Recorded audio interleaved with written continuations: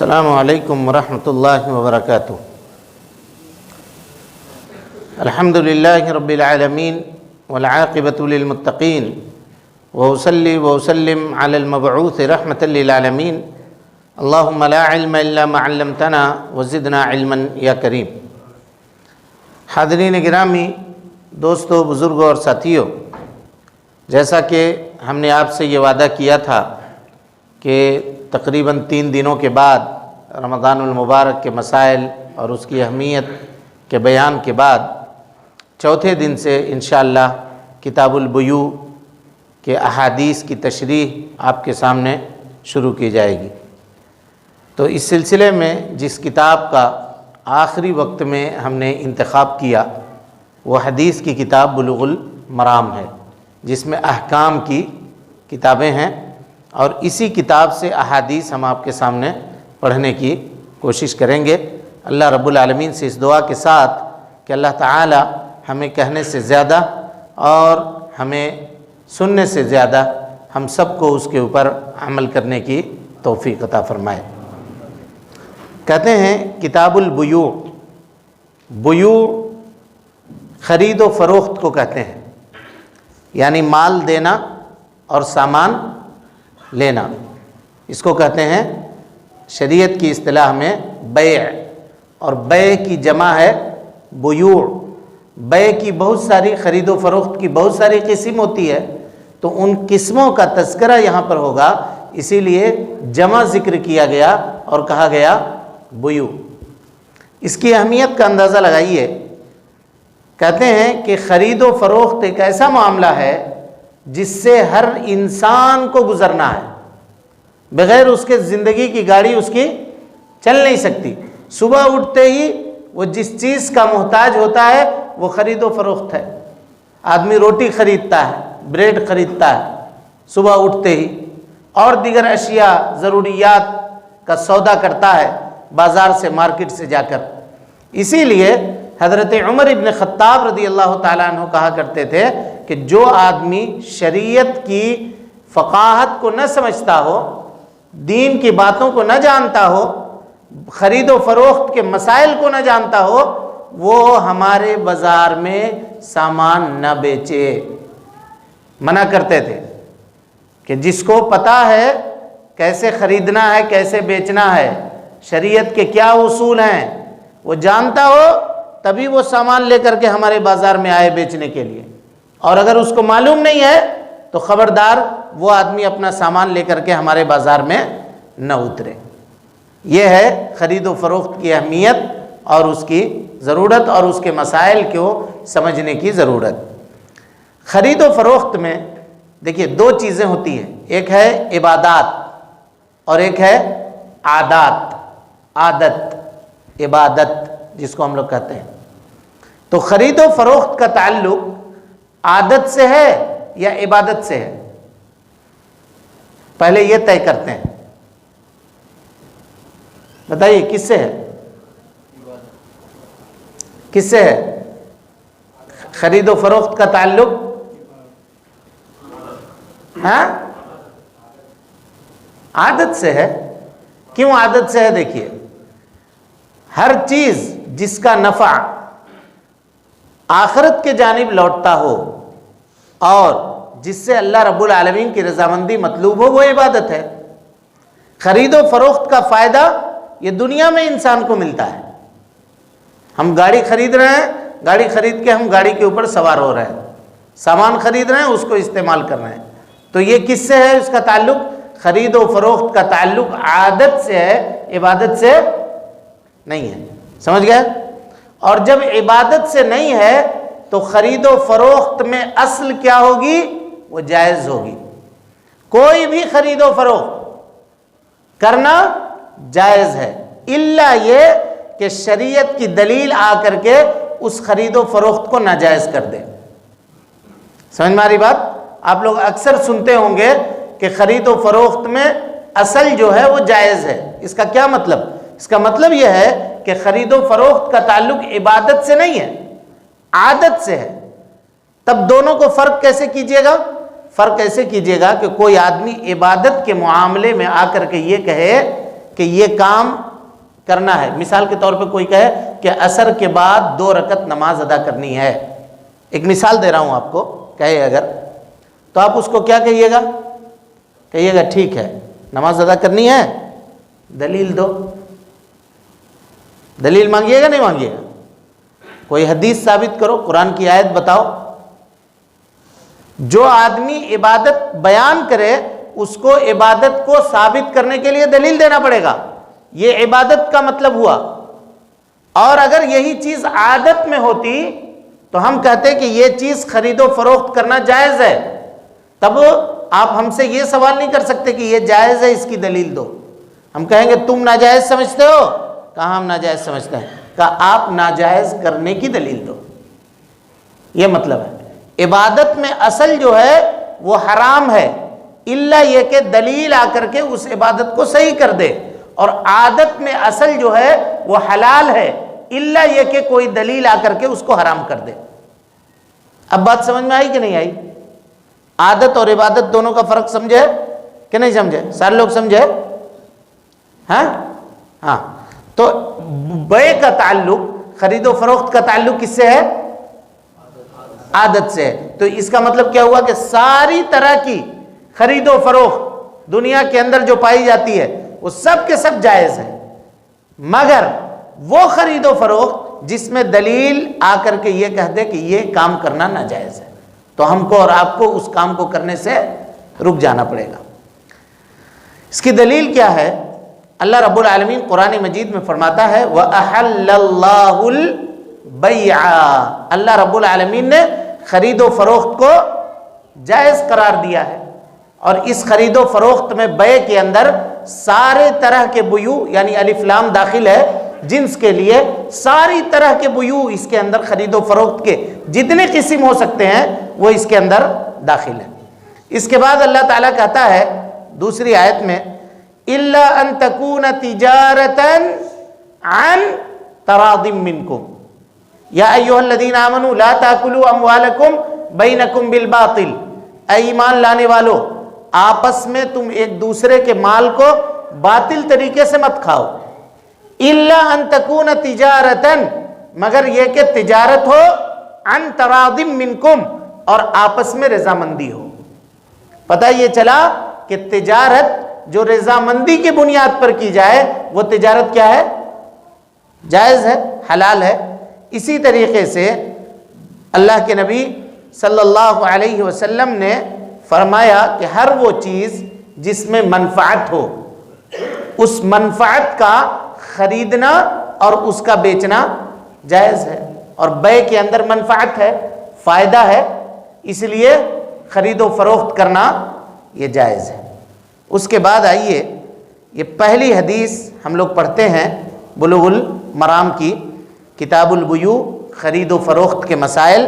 کہتے ہیں باب شروطہ وما نہی عنہ منہ، بیع کے شرطوں کے بارے میں، خرید و فروخت کے شرطوں کے بارے میں بیان فرما رہے ہیں. اس میں دیکھیے شرط کی 2 قسم ہے. شرط کی 2 قسم ہے. شرط کہتے ہیں جو چیز لازم کر دیا جائے، اور بری خرید و فروخت میں شرط کی کتنی قسم ہے؟ 2 قسم. سمجھ میں آ رہی ہے بات کہ ہارڈ ہو جا رہا ہے؟ ایک شرط تو یہ ہے جس کو شریعت نے متعین کیا ہے، جھوٹ نہیں ہونا چاہیے، دھوکہ دہی نہیں ہونی چاہیے، کسی کو بے وقوف نہیں بنانا چاہیے خرید و فروخت میں.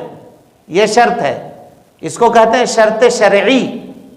اور ایک شرط ہے جس کو کہتے ہیں شرط جعلی، ہم اور آپ آپس میں طے کرتے ہیں.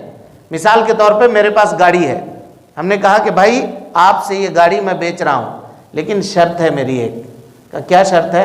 کہا دیکھیے جب تک میں اپنی نئی گاڑی نہ خرید لوں تب تک میں یہ گاڑی یوز کروں گا، استعمال کروں گا. جس دن میری نئی گاڑی آ جائے گی اس دن یہ گاڑی آپ کو دے دوں گا. یہ شرط ہے یا نہیں ہے؟ تو اس طرح کے شرط جس میں دونوں راضی ہو جائیں، خریدنے والا اور بیچنے والا، یہ شرط لگانا بھی جائز ہے. تو ان شروط کا تذکرہ اس باب کے اندر بیان کر رہے ہیں. حدیث دیکھیے، حضرت رفاعہ ابن رافع رضی اللہ تعالی عنہ کہتے ہیں ان النبی صلی اللہ علیہ وسلم سئل، اللہ کے نبی صلی اللہ علیہ وسلم سے سوال کیا گیا، ای الکسب اطیب، کون سی کمائی سب سے افضل ہے، سب سے بہتر ہے اے اللہ کے رسول صلی اللہ علیہ وسلم؟ ایک صحابی نے پوچھا نبی صلی اللہ علیہ وسلم سے کہ اللہ کے نبی صلی اللہ علیہ وسلم سب سے بہترین کمائی کون سی کمائی ہے؟ تو آپ صلی اللہ علیہ وسلم نے فرمایا عمل الرجل بیدہ، آدمی کا اپنے ہاتھ سے کام کرنا، یہ سب سے بہتر کمائی ہے جو آدمی اپنے ہاتھ سے کما کر کے حاصل کرتا ہے۔ وَكُلُّ بَيْعٍ مَبْرُورٍ، اور ہر طرح کا بے، خرید و فروخت جو مبرور ہو، حج کے بارے میں کہا حج مبرور، اور یہاں کہہ رہے ہیں بیع مبرور۔ بیع مبرور کا کیا معنی ہے وہ ابھی ہم آپ کے سامنے بیان کر رہے ہیں۔ اس حدیث کے صحیح اور ضعیف ہونے میں علماء کا اختلاف ہے۔ ذرا حدیث پڑھ رہے ہیں تو حدیث دیکھیے کس طرح سے پڑھا جاتا ہے، یہ علم کیسا ہے، تھوڑا اس علم کے ٹیسٹ کو محسوس کیجئے۔ کچھ لوگ جو بخاری پڑھتے ہوں گے شام میں ان کو پتا ہوگا، لیکن جو کچھ نئے لوگ ہیں وہ ذرا دیکھیے حدیث کا علم یہ کتنا گہرا اور کتنا یعنی آدمی کے لیے سوچنے اور سمجھنے والا یہ علم ہے۔ کچھ علماء کہتے ہیں کہ یہ حدیث ضعیف ہے، یہ حدیث صحیح نہیں ہے۔ کہا کیوں؟ کہ اس لیے کہ اس کے راوی میں یعنی اس کے راویوں میں ایک شخص ہے جس کا نام ہے مسعودی۔ کیا نام ہے؟ مسعودی۔ یہ راوی صحیح تھے، ٹھیک تھے، لیکن آخری عمر میں تھوڑا ان کے دماغ میں کچھ خلل پیدا ہو گیا تھا، باتوں کو بھول جاتے تھے، الٹ پلٹ کر دیتے تھے۔ تو حدیث کے قبول کرنے میں اگر کوئی راوی اس طرح سے اختلاط کا شکار ہو جائے، یعنی آخری عمر میں اس کا دماغ کام کرنا بند کر دے، تو ایسی صورت میں بیماری لگنے سے پہلے اس کی جو روایتیں سنی گئی ہیں وہ ساری روایتیں صحیح ہوں گی، اور بیماری لگنے کے بعد اس سے جو روایتیں سنی گئی ہیں وہ ساری کی ساری روایتیں ضعیف ہوں گی۔ قاعدہ سمجھ میں آ گیا مصطلح الحدیث کا؟ اب یہاں اس حدیث کے روایت کرنے میں جو راوی ہیں وہ راوی کا نام مسعودی ہے، آخری عمر میں ان کے دماغ میں خلل پیدا ہو گیا تھا، لہذا علماء کے درمیان یہ فیصلہ کرنے میں اختلاف ہے کہ یہ حدیث کیا ان کے صحت کے ایام میں سنی گئی حدیثوں میں سے ہے یا ان کے بیماری لگنے کے بعد سنی گئی حدیثوں میں سے ہے۔ لیکن اس حدیث کے صحت کے بارے میں دوسری بہت ساری روایتیں دلالت کرتی ہیں، اسی لیے علامہ ابن باز رحمۃ اللہ علیہ نے اور شیخ البانی رحمۃ اللہ علیہ نے اس حدیث کو صحیح کہا ہے، اور وہ یہ کہتے ہیں کہ یہ مسعودی کی وہ روایتیں ہیں جو اس کو بیماری لگنے سے پہلے اس نے اپنے شاگردوں سے بیان کیا تھا۔ اس حدیث کو تقویت کے لیے بخاری کی ایک روایت موجود ہے۔ اللہ کے نبی صلی اللہ علیہ وسلم نے بخاری کی روایت کے اندر فرمایا، مقداد رضی اللہ تعالی عنہ راوی حدیث ہیں، کہتے ہیں کہ اللہ کے نبی صلی اللہ علیہ وسلم نے فرمایا، ما اکل احد طعاما، تم میں کا کسی آدمی نے کوئی کھانا اس سے بہتر کھانا نہیں کھایا ہوگا سوائے اس کھانے کے جس کو آدمی خود سے محنت کر کے حاصل کرتا ہو، اپنے ہاتھ سے کما کر کے حاصل کرتا ہو۔ کہا کیوں؟ اس لیے کہ اللہ کے نبی حضرت داؤد علیہ السلام اپنے ہاتھ سے کما کر کے کھاتے تھے۔ تو یعنی یہ جو روایت ابھی ہم نے پڑھی جس میں یہ پوچھا کہ سب سے بہترین کمائی کون سی ہے، اسی روایت کے جیسی ایک روایت یعنی اسی معنی کی ایک روایت بخاری شریف میں آ گئی، تو یہ روایت کو تقویت پہنچانے کے لیے اور اس کو قوی کرنے کے لیے، مضبوط کرنے کے لیے یہ کافی ہے۔ آ گئی بات سمجھ میں؟ اب اس کے بعد حدیث کے مسائل کو دیکھیے۔ پوچھا صحابی نے نبی صلی اللہ علیہ وسلم سے، ای الکسب اطیب، اس کا مطلب یہ ہوا کہ کمائی سب اچھا نہیں ہوتا ہے، کمائی کچھ خبیث بھی ہوتا ہے، برا بھی ہوتا ہے، اور کچھ طیب ہوتا ہے، کچھ اچھا ہوتا ہے۔ تبھی تو پوچھا کہ سب سے اچھا کون ہے، اور اچھا میں بھی کوئی بہت اچھا ہوتا ہے اور اس کے بعد کوئی اس سے کمتر درجے کا ہوتا ہے، یہ پتہ چلا حدیث سے۔ تو اللہ کے نبی صلی اللہ علیہ وسلم نے جواب دیا عمل الرجل بیدہ، آدمی کا اپنے ہاتھ سے کمائی کرنا۔ ہاتھ سے کمائی کی جانے والی چیزوں کو اگر آپ شمار کریں گے تو وہ 3 پوائنٹس کے اوپر جمع ہوتے ہیں۔ کون کون آپ ذرا بتائیے تو؟ محنت مزدوری کرنے والا، جیسے صانع، انجینئر، بنانے والا، سامان بنا رہا ہے، ڈیسک بنا رہا ہے، کوئی اور مشنری بنا رہا ہے۔ 2 نمبر کھیتی باڑی، نمبر 3 تجارت، مزدور تو وہی ہو گیا جو صنعت کر رہا ہے، تجارت یہ بھی ہاتھ کی کمائی ہے آدمی کی۔ یعنی اگر ہاتھ کی کمائی کو جمع کیا جائے تو 3 چیزوں پہ، ایک تو صنعت، صنعت کے معنی کوئی چیز بنانا، زراعت کاشتکاری کرنا، تجارت اور تجارت کرنا۔ اب علماء کا اختلاف ہے کہ یہ تینوں ہاتھوں کی کمائی ہے، ہاتھ کی کمائی ہے، تجارت کرنا، کاریگری کرنا یا پھر زراعت کرنا۔ ان تینوں میں افضل کون ہے؟ اس سلسلے میں علماء کا اختلاف ہے۔ ہاں، فارمر، کچھ لوگ کہتے ہیں کہ زراعت افضل ہے۔ کہا کیوں؟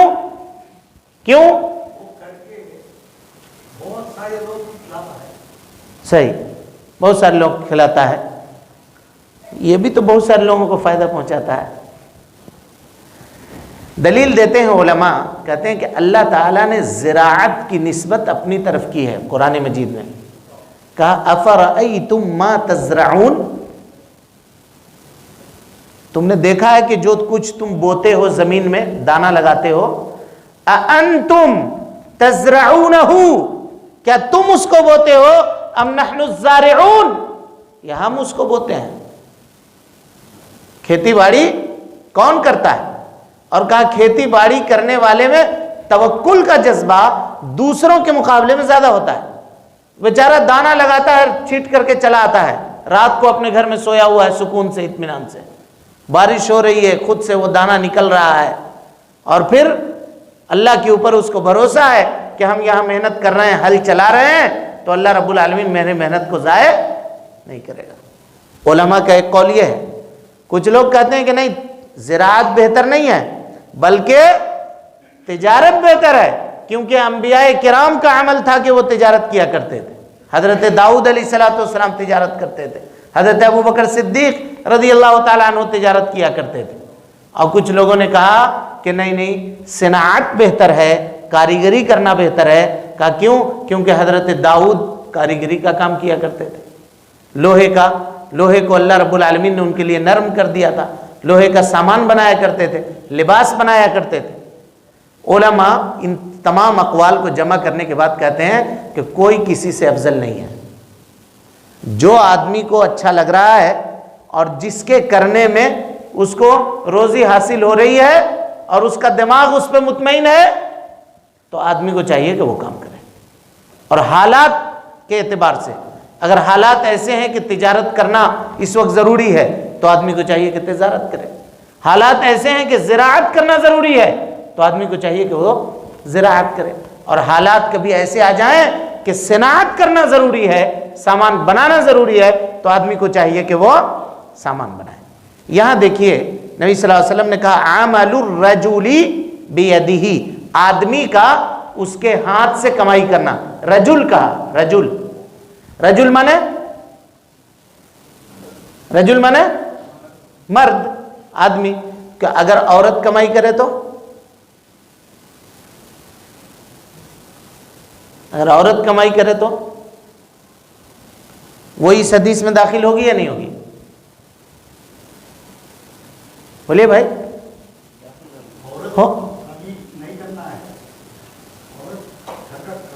اگر کرے تو گھر میں رہ کر کے وہ کپڑا سلتی ہے مثال کے طور پر، کوئی اور کام کرتی ہے، وہ فضیلت میں داخل ہوگی یا نہیں ہوگی؟ ہم یہ پوچھ رہے ہیں۔ داخل ہوگی. یعنی یہاں پہ کوئی آدمی یہ نہ سمجھے کہ نبی صلی اللہ علیہ وسلم نے رجل کہا ہے تو رجل سے مراد صرف مرد ہی ہیں. اگر کوئی عورت ہے باپردہ ہے اور باپردہ رہ کر کے وہ اپنا کام کر رہی ہے اور پیسے کما رہی ہے محنت کر کے مزدوری کر کے, تو اس کا بھی وہ اس فضیلت کے اندر شامل ہوگی. ایسا نہیں ہے کہ عورت اس فضیلت کے اندر شامل نہیں ہوگی. سمجھ میں آ گئی بات؟ ہاں, اور دیگر صحابیاں ہیں. کَعَمَلُ الرَّجُلِ بِيَدِهِ. اس کے بعد نبی صلی اللہ علیہ وسلم نے فرمایا وَكُلُّ بَيْعٍ مَبْرُور. ہر خرید و فروخت جو مبرور ہو. مبرور کا معنی سنیے گا, جس میں دھوکہ نہیں ہو. ایک نمبر, یعنی سامان ہے لو کوالٹی کا, آپ کہہ رہے ہیں کہ اس سے بہتر کوالٹی کا چیز آپ کو پورے وجے واڑہ میں نہیں ملے گا, آپ گھوم کر کے آ جائیے. کہتے ہیں نہیں کہتے ہیں لوگ؟ یہ دھوکہ دینا نمبر 1, دھوکہ نہیں ہونا چاہیے. نمبر 2, جھوٹ نہیں ہونا چاہیے. قسم اللہ کی ہم 20 روپے رکھ رہے ہیں, اس میں 30 روپیہ فائدہ رکھ کر کے چھوڑ دے رہے ہیں سامان کو. یہ جھوٹ نہیں ہونا چاہیے. اور نمبر 3, خیانت نہیں ہونا چاہیے. غش, خیانت. سامان ٹوٹا ہوا ہے, اس کو اندر سے کلر لگا کر کے اچھا سے پالش کر کے سرس کاغذ سے گھس کر کے چمکا دیا, تیل ڈال کر کے دھو کر کے. اب وہ دیکھنے والا دیکھ رہا ہے کہ ایک دم نیا ہے بیچارہ, خرید کے لے کر گیا, سامان لگایا, دوسرے ہی دن ٹوٹ گیا اس کو. یہ نہیں ہونا چاہیے. جو عیب ہے اس کے اندر, اس عیب کی وضاحت کر دیجیے. اگر یہ ساری چیزیں پائی جاتی ہیں بیع کے اندر, خرید و فروخت کے اندر, تو وہ خرید و فروخت مبرور ہے اور وہ آدمی کے ہاتھ کی سب سے بہتر کمائی ہے, اور وہ کمائی انسان کے لیے جائز ہے کہ وہ کمائی اس کو وہ کھائے. اس کے بعد کس چیز کی تجارت کر سکتے ہیں اس کے بارے میں حدیث ہے. انشاءاللہ کل اس حدیث کی تشریح ہم آپ کے سامنے کریں گے. کیا ہے شرع اس طرح سے صحیح ہے؟ یہ خالی ترجمہ کر دیں؟ بولیے بولیے, سارے لوگ بولیے. ایسے پڑھیے گا کہ خالی ترجمہ کر دیں؟ ٹھیک ہے, چلیے. اللہ تعالیٰ سے دعا ہے کہ اللہ تعالیٰ ہمیں اور آپ کو حسن عمل کی توفیق دے, ہماری اصلاح فرمائے, نیکیوں کو قبول کرے, سیئات سے درگزر فرمائے, جب تک زندہ رکھے دین اسلام پہ زندہ رکھے, اور جب اٹھائے ایمان پہ اٹھائے. آمین. وآخر دعوانا ان الحمدللہ رب العالمین.